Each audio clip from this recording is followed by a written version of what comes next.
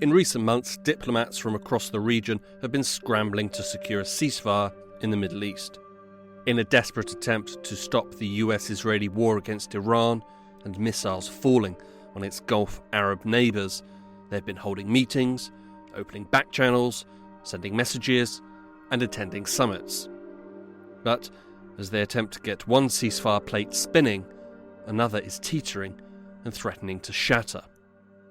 Back in October 2025, President Donald Trump declared that a ceasefire deal between Israel and Hamas had been reached. We're going to be signing a document that's going to spell out a lot of rules and regulations and lots of other things, and it's very comprehensive, but we've already signed documents in the Middle East and having to do with Israel and Hamas and just about everything else, and it's really working out. After 2 years of brutal and unceasing genocide against the besieged enclave, it was a chance to end the carnage and begin a new day in Gaza. But in the months that followed, the world would learn what a ceasefire means to Benjamin Netanyahu's Israel. While the intensity had dropped, life in Gaza remains as dangerous as ever. Despite the current truce, the occupation continues to bomb homes and innocent people in their houses.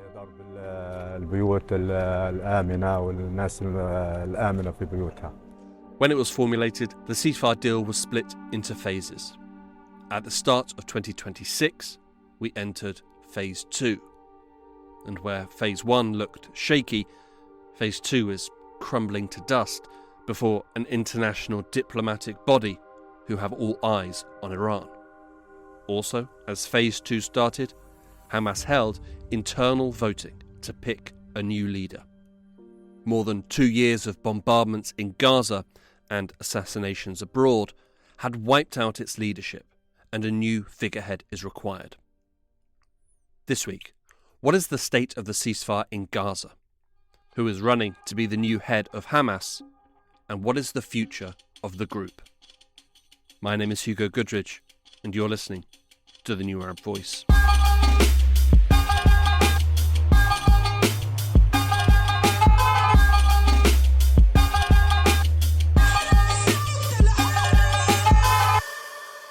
On October 13th, 2025, flanked by world leaders, President Trump announced the signing of the ceasefire deal at a ceremony in Sharm el-Sheikh, Egypt. After years of suffering and bloodshed, the war in Gaza is over. Humanitarian aid is now pouring in, including hundreds of truckloads of food, medical equipment, and other supplies, much of it paid for by people in this room. Civilians are returning to their homes. The hostages are reuniting. I mean, it's beautiful. I'm just watching it. Much of what he said was not true. But to be fair to the US showman-in-chief, a deal had been agreed. The ceasefire plan was to be administered in phases. In Phase 1, there would be an immediate cessation of hostilities, a freezing of all front lines, and the resumption of aid deliveries into Gaza. Additionally, all the remaining Israeli captives would be returned, as would the remains of Israelis killed during the war. For their part, Israel would release 250 life sentence prisoners and 1,700 individuals arrested since the start of the war. Furthermore, Israel would return the remains of 15 killed Gazans for the remains of every one Israeli returned. The return of captives and the release of prisoners was welcomed by all, and a relatively easy bar to get over. From the beginning of the war, Hamas maintained that they were willing to return the captives. And a previous ceasefire deal at the beginning of 2025 had achieved something similar. From the outset of this, the expectation was, from those of us who watched this situation closely, was that Phase 1 might be achievable. This is Yusuf Munir, head of the Palestine-Israel program at the Arab Center, Washington, D.C. And, you outlined some of the things that were achieved through Phase 1, although there are major shortcomings. Those shortcomings were obvious for the people of Gaza. Despite the ceasefire deal calling for the ending of all hostilities, Israel continued to strike, shoot, and kill.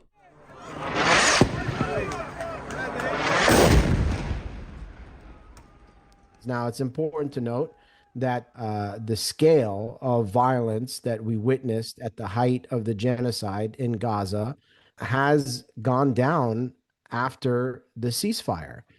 But Palestinians continue to be killed on a near daily basis, sometimes in significant numbers every day. Overwhelmingly, they are civilians, and the entire civilian population continues to face various horrific forms of collective punishment at the hands of the Israeli military, which continues to besiege Gaza and to restrict access of the very basic necessities of life into a space that they've pulverized for 2 years. By May 13th, 7 months after the signing of the ceasefire, more than 850 Palestinians had been killed in Israeli attacks, with 4 Israeli soldiers being killed in Hamas attacks. If you wanted to be generous, you could say that phase 1 of the ceasefire deal had been partially successful. But it seemed as though it was good enough for the Trump administration, who ordered the ceasefire deal into phase 2 at the start of January this year. But phase 2 is probably where this thing falls apart, and the reality is this is precisely what happened. The ambitions of phase 2 were incredibly high. It called for the disarmament of Hamas and the destruction of all military infrastructure, such as tunnels and offensive weaponry. With this would be the withdrawal of Israeli forces and Hamas handing over control of Gaza. Here, the ceasefire deal has not materialized. Hamas has not agreed to disarm, claiming that Israel has yet to abide by the terms of phase 1 of the ceasefire deal, which is a reasonable observation. They've also stated they will not disarm until Israel withdraws from Gaza's borders. In response to Hamas's refusal to disarm, options are now being explored to continue progressing with the ceasefire deal without Hamas. The ceasefire deal has been stumbling and tripping over itself and its negotiating points since its conception in October last year. But that probably shouldn't come as a surprise. The ceasefire in Gaza is not the first ceasefire agreement in Gaza. It's not the first ceasefire agreement since the start of the genocide. And it's important to put it in the context of previous ceasefire agreements in Gaza as well, because this is what really, I think, informs us the most about what is happening and isn't happening, and what we should realistically expect to happen when it comes to this particular ceasefire as well. The history of ceasefires between Israel and Hamas runs back many years, but all broadly follow the same script. There is a long history of Israeli bombardments of Gaza in different periods of horrific violence, including in 2008, 2009, in 2012, in 2014, 2021 as well. All of these different moments ended with some sort of quote unquote ceasefire agreement. And what they all have in common, including with this most recent set of ceasefires, is that there are terms and responsibilities outlined for both sides, both the Israeli and the Palestinian side. But the enforcement only happens in one direction. There is no clear policing of violations by the Israeli side. And the ultimate arbiter of events is power, and the side which wields the greatest power ultimately dictates outcomes. This one-sidedness does not only exist in ceasefire deals between Israel and Hamas. It exists in all ceasefire deals that Israel conducts with the backing of the US. It fits within the broader context of Western brokered ceasefires that have anything to do with Israel, whether it's Israel and the Palestinians, Israel and Lebanon, Israel and Iran. There is one side here that is not being held to its obligations under the ceasefire. And this is ultimately why these ceasefires don't tend to hold for very long. And historically, we've seen a recurrence of violence and Israeli wars on Gaza precisely because there's never any real adequate enforcement around these ceasefires, and this one is no exception. Unlike the ceasefire deal that was announced at the start of 2025, and which failed, the ceasefire deal of October 2025 came with a number of bells and whistles, or rather, boards and committees. The most well-known of these was, of course, the Board of Peace. To ensure the success of this effort, my plan calls for the creation of a new international oversight body, the Board of Peace, we call it, the Board of Peace, sort of a beautiful name, the Board of Peace, which will be headed, not at my request, believe me, I'm very busy, but we have to make sure this works. The leaders of the Arab world and Israel and everybody involved asked me to do this, so it would be headed by a gentleman known as President Donald J. Trump of the United States. This, grouping of world leaders chaired by Donald Trump himself, that was supposed to be involved in guiding this process forward, holding some of the funds that were involved in this process as well. And there was an entire mechanism enshrined in a UN resolution that would kind of provide some sort of legitimacy for this otherwise fairly crazy idea of Donald Trump kind of leading a so-called Board of Peace. Despite being given an air of legitimacy with UN Security Council Resolution 2803, since its inception, the Board of Peace has struggled to become the powerhouse of peace-building and forceful diplomacy that the president believes it should be. With an entry fee of $1 billion, it has attracted a number of nations with shaky relationships to both peace and human rights, including Israel, Belarus, Saudi Arabia, Hungary, and the United Arab Emirates, to name but a few. The governing structure of the board has also seen it stacked with pro-Israeli figures and American billionaires. And despite the board's members pledging $17 billion, the actual amount of money that has made its way to helping Palestinians in Gaza is much closer to, if not actually, $0. Recent reports suggest that the board is facing an acute funding gap between what has been pledged and what has been delivered. But the Board of Peace is not the only problematic entry associated with the ceasefire deal. There was also this thing called the International Stabilization Force, or the ISF, which was supposed to be put together under the leadership of the United States and other regional players to guide forward the transition of power in Gaza on the ground, to essentially play the role on the ground of keeping the peace, of decommissioning arms, of stabilizing the situation on the ground, and creating the conditions where there can be a withdrawal of the Israeli military, handing it over not to Palestinians on the ground, but to this international stabilization force. This, of course, didn't materialize, and it didn't materialize in large part because the different countries that were approached to participate in this thing didn't want to participate in it precisely because it seemed like it was going to be a disaster. Countries were going to send troops into Gaza, into a situation where there was no clear rules of engagement.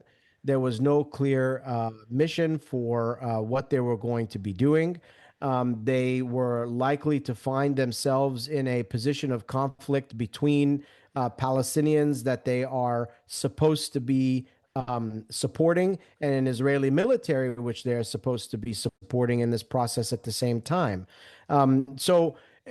This didn't come into fruition for all of those reasons. And it meant that this transitional step could not move forward. A new international security force inside Gaza would likely be welcomed, but currently, Israel is the occupying force on the ground in Gaza. And without an Israeli withdrawal, which has not happened and does not look imminent, this ISF would effectively have to work around and with the permission of the Israeli military. Early reports suggested that Azerbaijan and Indonesia were willing to commit troops to the ISF, but have since called on the idea. US Major General Jasper Jeffers was appointed to head the ISF, although it remains unclear who or what he is actually leading. Trump's ceasefire plan for Gaza has failed to establish a security force that could work on the ground and remove the military strength held by Hamas.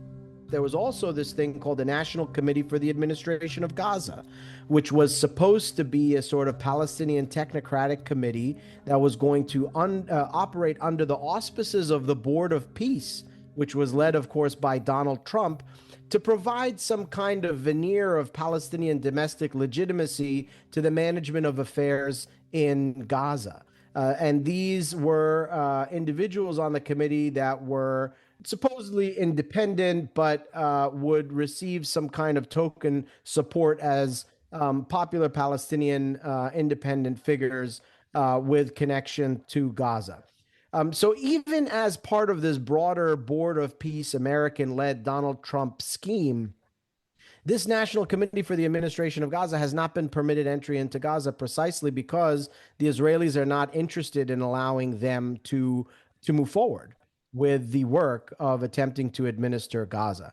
According to Trump's 20-point plan, the National Committee for the Administration of Gaza would do the, quote, day-to-day running of public services, end quote. Ultimately, it would be composed of 15 Palestinian technocrats, supervised by the Board of Peace. So far, 12 have been announced, and they had their first meeting back in January in Cairo. Ali Sha'ath was named as the General Commissioner of the committee and said, quote, "We are committed to establishing security, restoring the essential services that form the bedrock of human dignity, such as electricity, water, healthcare, and education, as well as cultivating a society rooted in peace, democracy, and justice," end quote. While the chosen members do hail from Gaza, there is concern about how much autonomy the body will actually have, given that they are ultimately overseen by the Board of Peace, which in turn is ultimately overseen by Donald Trump. And the National Committee for the Administration of Gaza faces similar problems to the ISF. They have to work with the occupying force on the ground.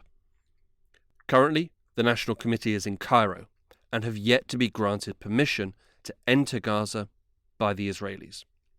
And there was one final body that was created from the ceasefire, the Civil Military Coordination Center.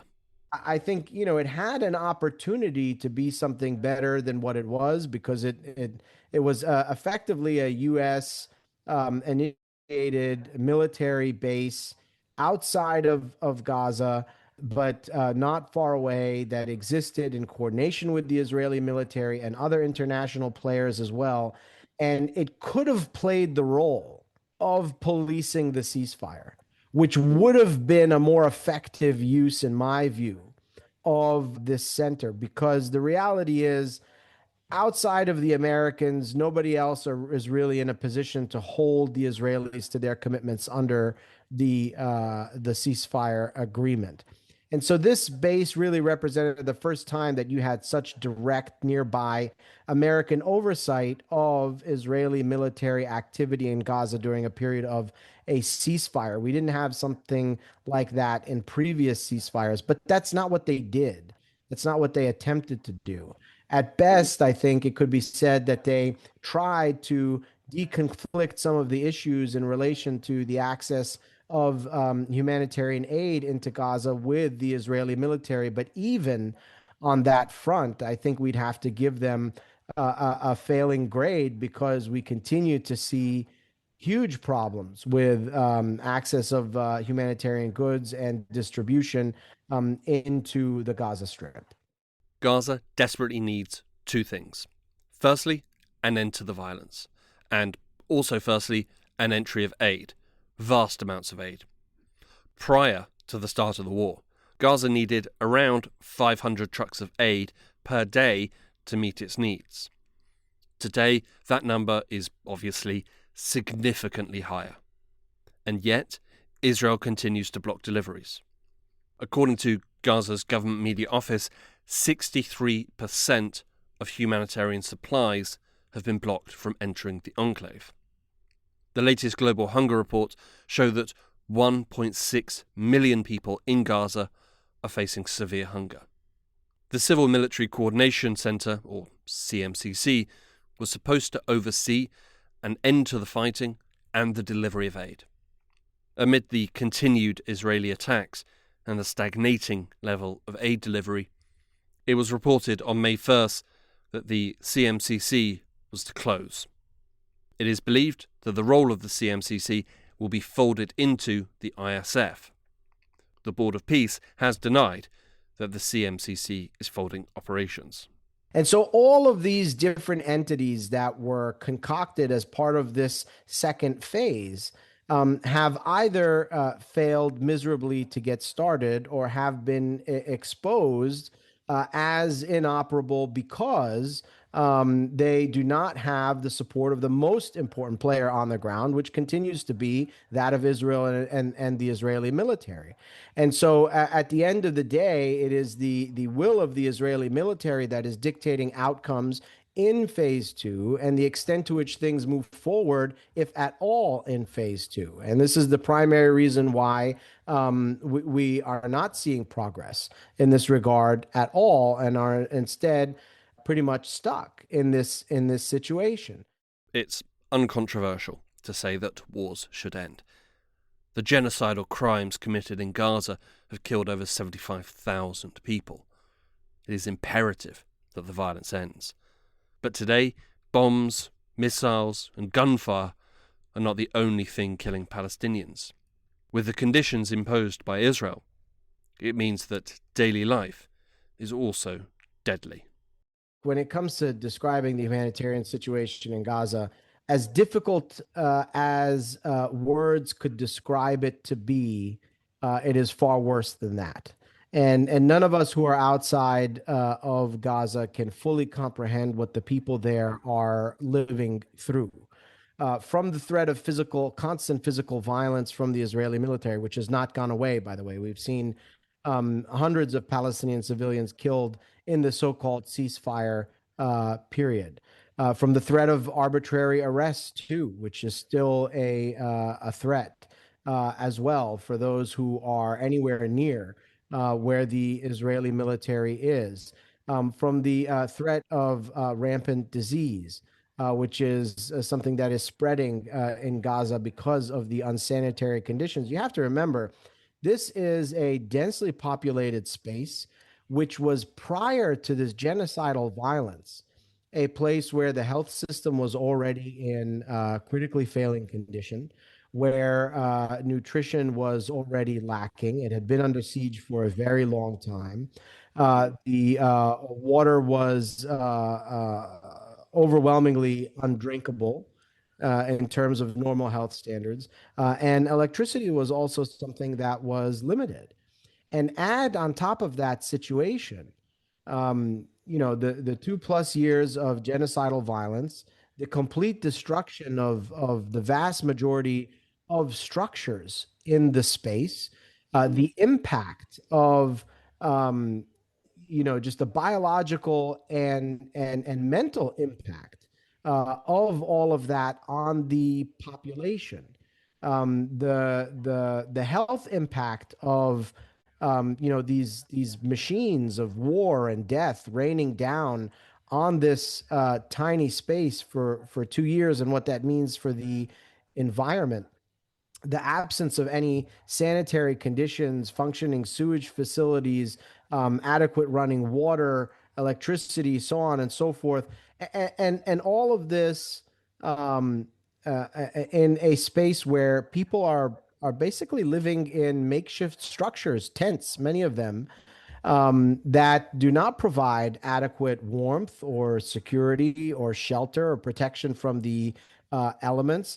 There's increasingly a problem with pests and rodents. I mean, again, we can go on and on describing the miserable situation in Gaza, and we would barely scratch the surface of anything that those of us living outside of Gaza can possibly comprehend. And this is during what was supposed to be a ceasefire.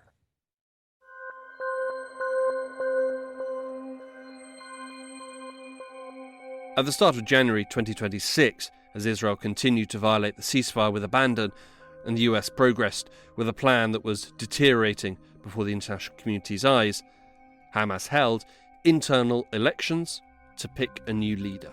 Now Hamas is under conditions that have never been experienced before. Hamas has never been damaged in terms of political and military leaders and capabilities at this level. This is Jasa Abu Musa, Senior Fellow at the Middle East Institute in Washington, D.C., and Senior Policy Advisor at the International Peace Institute in New York. Hamas has gone through 2008-2009 war, 2014, 2012. It was a short escalation, but it was very brutal. And 2021, and of course, reaching 2023. But even before, Hamas did not have this kind of losses before. This did not have this kind of turbulence and disarray of the military wing or the political leadership. During the genocide in Gaza, Israel has targeted much of the Hamas leadership. This includes some very prominent names in the organisation, such as the group's leader, Ismail Haniyeh, in July 2024, his replacement, Yahya Sinwar, in October 2024, his brother, Mohammed Sinwar, Hamas's overall military chief in Gaza, and Mohammed Deif, the commander of Hamas's military wing, to name but a few. But they did not kill everyone, and some of those survivors are running to be the group's new leader and take them forward into an uncertain future. First of all, the frontrunners are two persons, are believed to be Khalid Mashal and Khalil Hayya. Running Hamas is probably a fairly unenviable task right now. Among the perks of the job are a massive target on your back for the Israeli military and an organisation with a shaky future. But Khalid Mashal and Khalil Hayya have appeared as the frontrunners in the contest. Let's start with Khalid Mashal. Khalid Mashal, who had led Hamas externally and its Politburo since 1997 until 2017, he stepped down after almost 20 years of leading Hamas as political bureau chief. Serving as the group's political bureau chief did make him a target. Of course, Khalid Mashal has been subject to assassination attempt in Amman, Jordanian capital, and since then he was starring in Hamas, because before that I was in Gaza and I didn't know about Khalid Mashal or whoever was Khalid Mashal. But after the assassination attempt, he was starring in the Hamas movement. Wearing the 1997 Israeli attempt on his life as a badge of honor, Mashal moved to Damascus, Syria. Then, of course, after this, he moved to Damascus. And since 2012, when he defected on the Syrian regime, and this created a lot of trouble for Hamas with relationships with Iran. So he was the spearhead of the deteriorating relationships between Hamas and Iran. Breaking with the Assad regime as it brutally cracked down on protesters was a major step. Both the Assad regime and Hamas had the support of Iran, and in turn were supposed to support each other. Following this shake-up, he moved once again to Doha. At the same time that he was moving to Doha, Yahya Sinwar was out of the prison in Gilad Shalit deal, and he was assuming his position in the Politburo in Hamas in Gaza, and he was the liaison officer between the Politburo of Hamas and the military wing, considering that the leader of Hamas military wing, Mohammed Deif, was his buddy or his friend. And the biggest division of Hamas military wing in Khan Yunis was led by his own brother, Mohammed Sinwar. So he started actually to take big leaps towards asserting himself as the leader of Hamas. And he started to challenge Haniyeh, Ismail Haniyeh. He was the Politburo chief in Gaza. With his release from prison and his elevation to leader of Hamas in Gaza, Yahya Sinwar became a rising star. In 2017, there was a deal between Haniya and Sinwar. And the deal was actually to kick Ismail Haniya up to be the political bureau chief of Hamas instead of Khalid Mashal. So Mashal was out, and Haniyeh, with Sinwar at his side, was in. Khalid Mashal since 2017, he was the public relations officer of Hamas. He was having this kind of international relationships with some of the Arab countries, including Saudi Arabia, including Egypt, including so he kept his political and diplomatic presence despite being not the Politburo of Hamas. However, the shots were called by Haniya and by Sinwar. Although we can't know for sure, it is generally believed that Mashal was not party to or aware of the plans for the attacks on October 7th. The second figure in the running is Khalil Haya. Khalil Haya is known for being some sort of radical person, more than anyone else. And I think one of the main differences between Khalil Haya and Khalid Mashal is the exposure or the difference in exposure between both of them. Haya has been a Hamas party man for decades and was a close associate of Yahya Sinwar. Khalil Haya did not have any kind of diplomatic experience or international experience, unlike Khalid Mashal. The biggest difference that happened over the past few months was the killing of the two sons of Khalil Haya. One was in Doha during the assassination attempt that targeted the Politburo members in Doha and was meant to kill Khalil Haya himself, but killed his son. And then his son was killed, the other son, Azam, was killed a few days ago, just before killing Izzuddin al-Haddad in Gaza. His second son was killed on May 6th of this year, and his funeral drew big crowds. Speaking to reporters at the funeral, Khalil al-Haya's daughter projected a message of defiance. These attacks and hardship will not deter us. They will not deter us or my father from our convictions, and we will remain steadfast and proud on this land. I think this kind of trauma and this kind of loss is affecting any person's judgment. But at the same time, in Hamas culture, this gives a lot of credibility. And I think this kind of loss or this kind of being subject to this kind of loss that gives some people in the culture of Hamas, especially in Gaza, it gives them a credibility since he lost sons, etc., etc. But human-wise and the human nature-wise, this affects the credibility and the quality of the decision that is made. Khalil Haya and Khalid Mashal. These are the two frontrunners to lead Hamas into the future. On one side, Mashal, a background in regional diplomacy with less alignment with Iran, having previously broken ties with the Assad regime. And on the other, Haya, more hardline in his convictions and with stronger ties to Iran. It was Haya who restored ties between Hamas and Assad in 2022. The voting happened actually in January 2026. And the results did not appear because immediately there was the holy month of Ramadan, and I think they said that they will postpone the results until the end of Ramadan. But also by the end of February, the war on Iran has broken up, and I think they value a lot the influence and the suggestion from Iran. So I guess they were waiting for some sort of input from Iran to. Now the rumors that I heard that Khalil Haya won by 65% compared to 35% of Khalid Mashal. However, this postponed, and they said that they will run another round of elections. And I may remind you that this happened 2021 in Gaza when Sinwar was running for his second term as a Politburo chief in Gaza.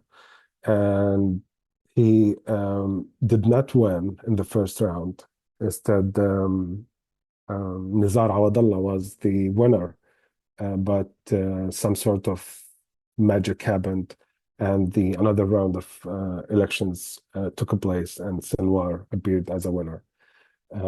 So these are the two characters that we are seeing right now as the frontrunners for Hamas Politburo. Whoever wins, how to address the state of the crumbling ceasefire deal will be at the top of the list. And for Hamas, perhaps chief among all the issues would be that of disarmament.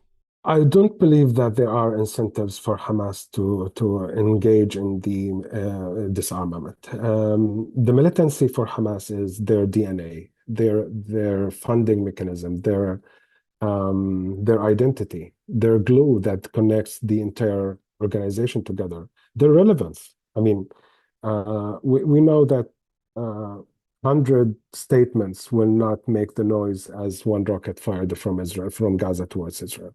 So Hamas will continue to be seeing militancy or resistance as their identity and their glue and their funding mechanism, their relevance concept and their relevance reason.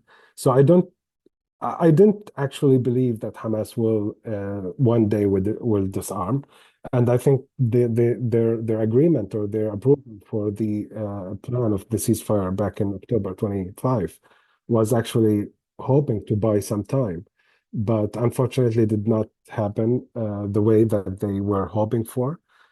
So I don't think there will be an incentive for Hamas other than a political framework that they can sell to the people, and they can do a buy-in in the Gaza population. Despite the vote taking place at the start of the year, the result has not yet been made public. The most recent reports from earlier this week claim that no winner had emerged and that a second round of voting would now take place. And while rumours suggest that the more pro-Iran Khil al-Hayya had won the first round, this might not be true or may yet change. The outcome of the ongoing US-Israeli war against Iran could have an impact on the result. With Iran being the main backer of Hamas, both financially and politically, you might expect a uniformity in the messaging coming out of Hamas regarding the war. But no. So if we look at their performance during the time of Iran war, we had 3 statements by Hamas came out. One of them was coming out from Doha, and it only came out after 2 weeks of the war. And it was the most political, diplomatic, suicidal statement I ever heard. Because first, they said, we call on the brothers in Iran to stop firing at the neighbors in the Gulf. And this was a killer for them in the Gulf region, because Hamas, during the war with Iran, has lost a lot of its Gulf support and moral support. The other statement came from Gaza, and it was brutal, let's say. It was suggesting that we are with Iran no matter what, and we are actually they started to talk about the Arab region or the Arab countries in a bad way. The third statement was coming from Bassem Naim, and Bassem Naim was based in Doha, and he suddenly is tweeting or writing on his Facebook from Turkey because he was kicked out, along with many other propagandists from Hamas. And his statement was saying that we are not neutral in this war, we are with Iran, we are against anything that is against Iran. So, and I believe it was a very revealing moment about the situation inside Hamas, because it was telling that where you are is controlling your statements, controlling your standpoints, controlling what you believe in. I think Hamas is, at least we can wait and see, because this is not precedented before during Hamas time. President Trump is erratic in his decision making. Today, Iran appears to have the upper hand in this war, but tomorrow, who knows? Even if Iran does come out on top from this war, they still might not be in a position to support Hamas in the same manner that they supported them in the past. In terms of cold hard cash, it would be very difficult to get that into Gaza now. The same is true with arms. Also, Iran may decide that it needs the money more than Hamas. Perhaps less likely, but not impossible, Hamas decides it doesn't want to be tied to Iran and would seek support from elsewhere. If that is the case, then who might they go to? Khaled Mashal explored this possibility in April of 2023. Back then, Khaled Mashal has, with his communication, tried to get the Hamas Politburo to Saudi Arabia. They actually arrived in Saudi Arabia, and there was a meeting that was scheduled with Prince Mohammed bin Salman, with the leadership of Hamas. That was a big delegation, including Ismail Haniyeh, Khalil Hayeb, Khalid Mashal, and I think all the Politburo members that are based outside Gaza. The Saudi condition was actually to announce that we are not in the Iranian orbit anymore. Of course, Haniyeh has said it very clearly on Al Jazeera that he said our mission is to keep Israel busy from attacking Iran directly. And I think he stuck to this, and the meeting was canceled. So yes, there are people inside Hamas looking for a different backer different from Iran, but who's able to provide this backing? I mean, we have only one nominee, one candidate, which is Turkey. I don't think Qatar is able to provide such backing, but only Turkey, and Turkey has a lot of conditions on Hamas, starting with transforming or transferring to a political party instead of the militancy that Hamas is in. Whether Hamas accepts this or not, I think this is the question. But I mean, there are two scenarios, I guess. One is the pro-Iran people will win in the elections, and the backing of Iran will continue. Otherwise, Hamas will seek a different path. And the only candidate that I see is in the region, of course. I mean, you will find a backing only in the region because you cannot go to Malaysia or to Indonesia. But I think, yeah, Turkey is the candidate. However, Turkey will never be involved in financing militancy of Hamas. Not like Iran. Iran was a different approach.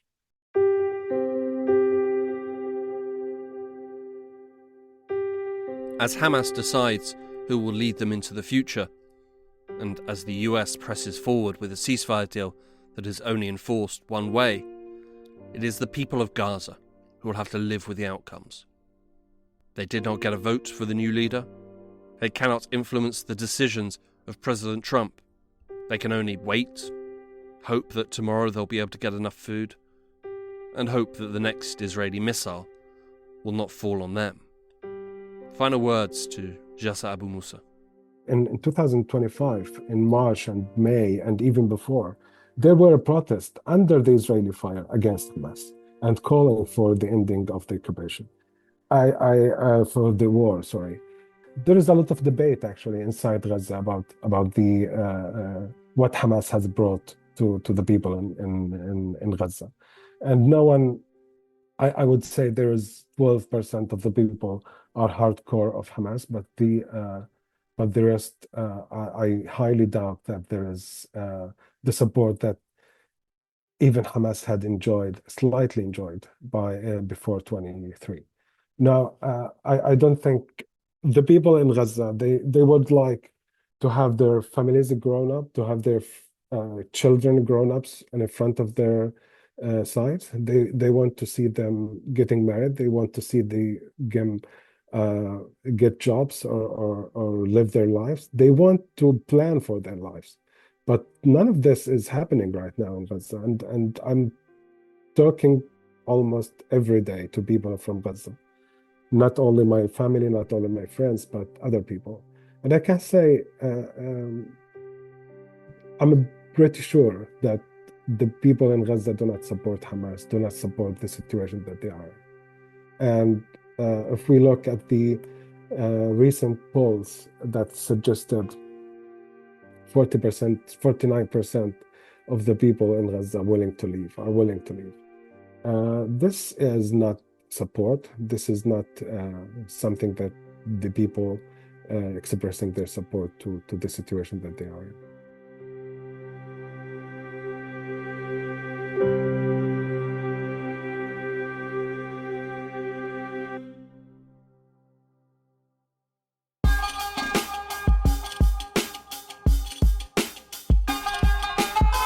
This episode of The New Arab Voice was written and produced by me, Hugo Goodridge. Our theme music was by Omar El-Phil. The New Arab Voice will be back with a new episode shortly. Don't forget to subscribe to get notified for when a new episode drops. You can find the links in the show notes. Until then, you can find all our previous episodes on all major podcast platforms. You can also check out our social media accounts on Instagram and X, both at TNA Podcasts, for additional content. And you can email us, podcast@newarab.com. That's podcast@newarab.com. You can subscribe to the podcast so you never miss an episode, and you can also rate and review, which helps us spread the word. Don't forget to follow The New Arab on Facebook, X and Instagram for all the latest news, analysis and opinion from the region.